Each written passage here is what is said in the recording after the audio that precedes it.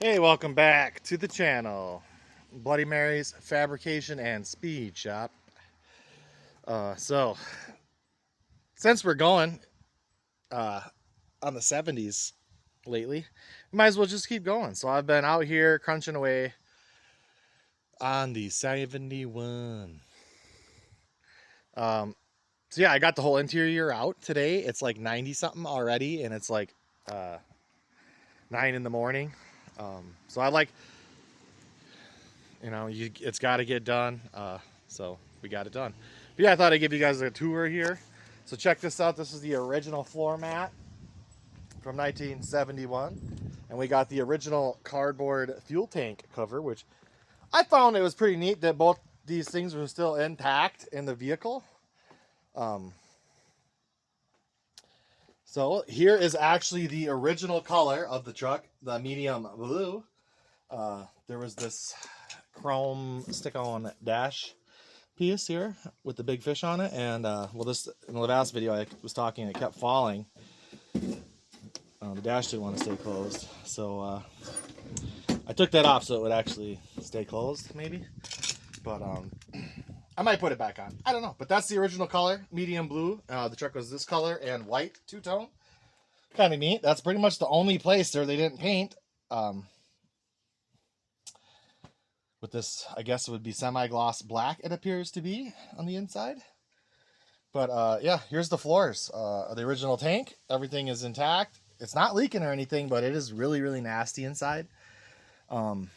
On the other 71, I actually took the tank out and welded a panel, like, a patch over the hole, and metalwork the hole and stuff so that there's no more gas tank behind the cab, and we're going to put a different gas tank. But this truck, since I'm more going for like an original style restoration, I might actually put the behind the seat tank back in here, because I don't feel like welding that hole, I guess. I got enough other welding to do. I got to buy this panel up here. That's pretty much the worst part of the cab, actually. That, and then you got some rust right there. And same spot on the other side.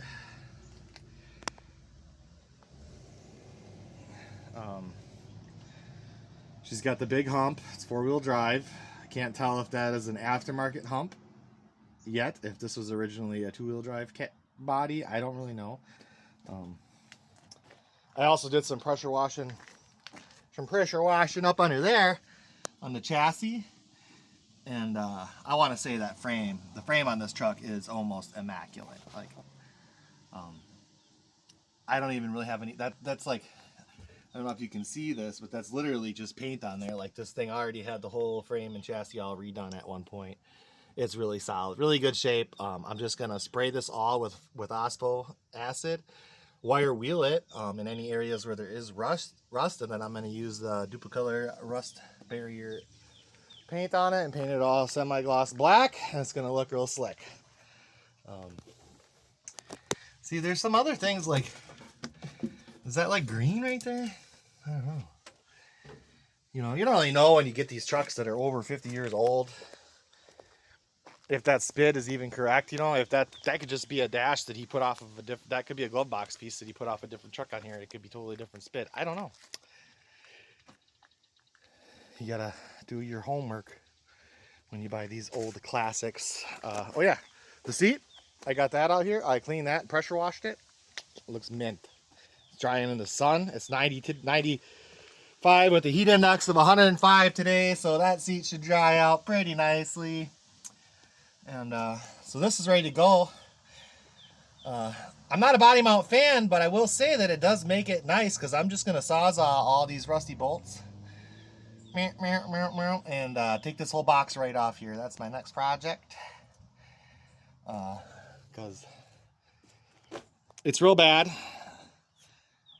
And I could probably they sell like the nice thing about these boxes, if you're not familiar with them, they actually come apart.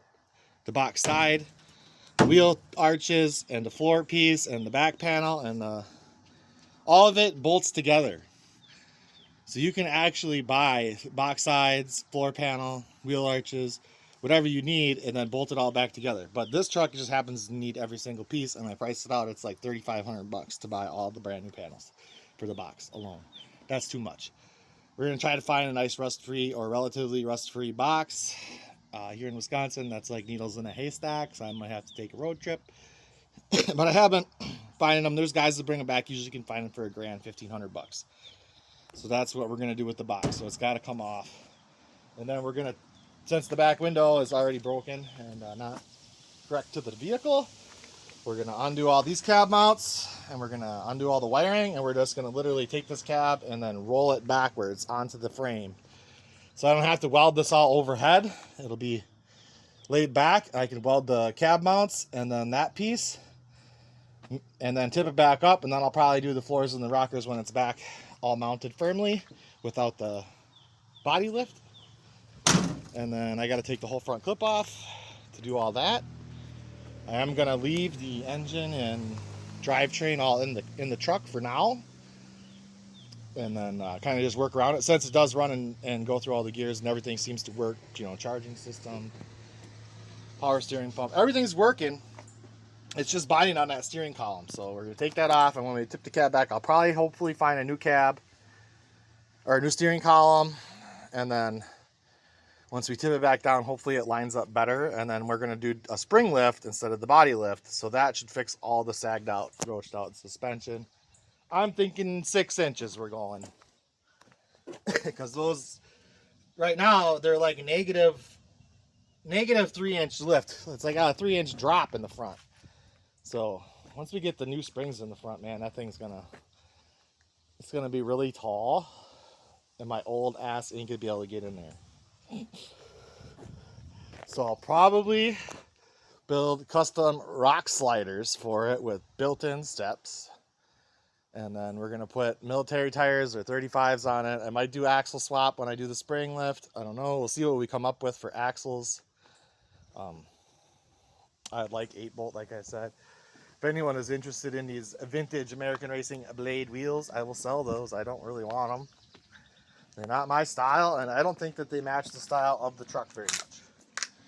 I seen Vice Grip Garage, he's just got that new Jeep J10, and they got the same wheels on there. I thought on that truck they look really slick. I don't know. They don't do it for me on this truck. I got a different idea for wheels. I'm not gonna tell you because my wife sometimes watches my videos, and I don't want her to know how much money I'm gonna spend.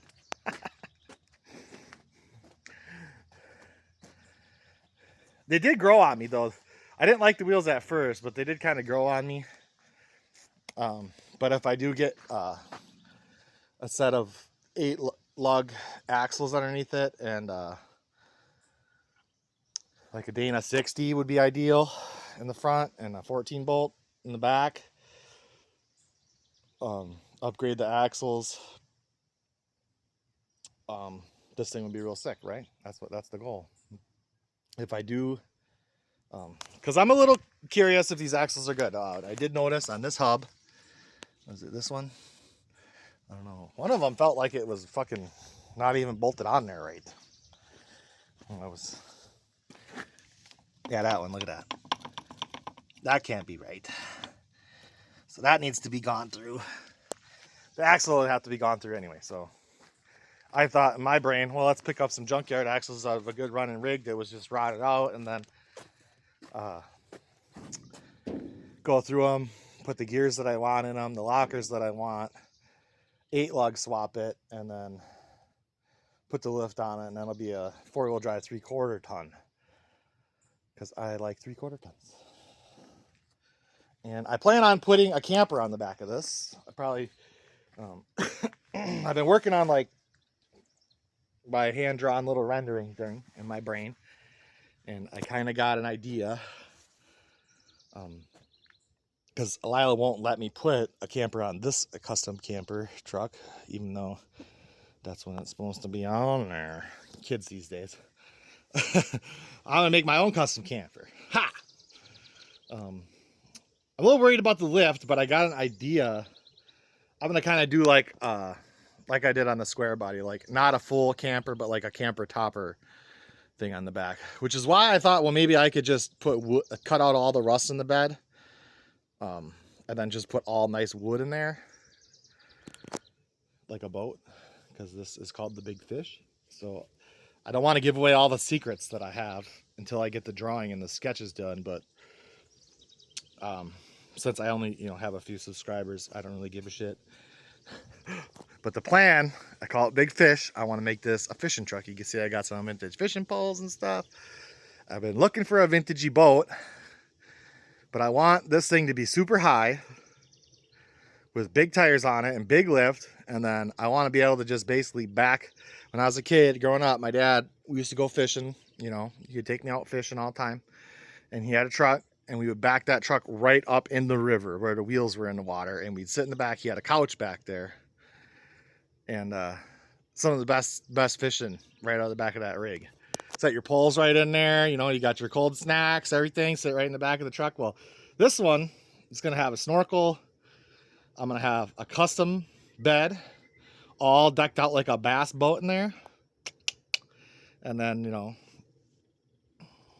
have a topper for when you go up north and then pull a boat with it. And then I wanted to have like maybe 2 swivel seats that snap in the back there. And some rod holders built into the box. And a rod holder in the back window. And then extra lights all the way around. Like chicken chasers on the top. I want this thing, lights all the way around the bottom. Like, like when you're carp fishing. Because I also thought, well, it'd be cool to do like bow fishing out of the back. I always wanted to go bow fishing, but I don't have a boat. So, that's my idea. That's why I call it. When it's all done, you can see what's in my head. It's going to be pretty freaking cool. Okay. I'm not a huge fishing enthusiast. I get really frustrated, and I also, my dad passed away. So without your old man, it's hard to go fishing. I don't know. I think about him too much and stuff like that. But,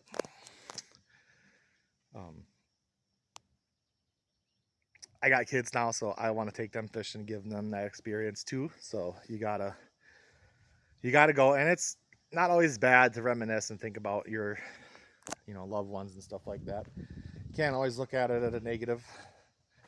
So this is going to be super cool. You got to stay tuned. You got to hit the subscribe button. You got to follow along, support the channel. I've been working on the merch site. I got some new merch coming out soon. I got a Big Fish shirt coming.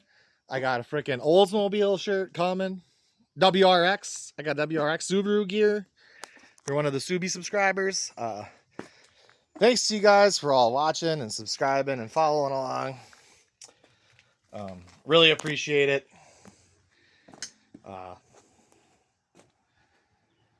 I don't know how many more videos I'm going to make before the next big car show. So if I don't make any more videos, I want you guys to look for me out at the Iola car show and swap meet in Wisconsin. I will be at the BA 5.8 and 5.9 vendor spot. I got all kinds of goodies I've been buying at auction.